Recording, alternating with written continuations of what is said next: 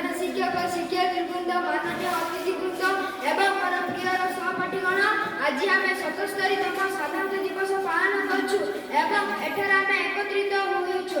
आमर प्रथम साधारणतंत्र दिवस 26 जनवरी 1950 मसीह पालन होइतिला।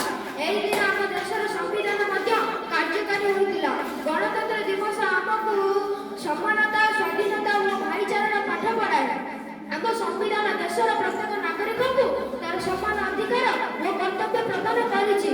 स्वाधीनता संग्रामी यथा सुभाष चंद्र बोस महात्मा गांधी रानी लक्ष्मीबाईଙ୍କ बलिदान जोगु आज आम मुक्त भारत बंचिछु। आमर प्रथम आम समस्त मिसी आम देशर एकता और अखंडता को रक्षा करबा उचित। सत्य अहिंसा और शांति पथरे चलबा हेउछ आमर कर्तव्य। युवपीढ़ी भावे आम देशर उन्नति ପାଇଁ ଆମକୁ କଠିନ ପରିଶ୍ରମ କରିବାକୁ ପଡ଼ିବ। ଆସନ୍ତୁ ଆମେ ସମସ୍ତେ ମିଶି ଏକ ଶକ୍ତିଶାଳୀ ଭାରତ କରିବାର ଶପଥ ନେବା। ଏତିକି କହିବା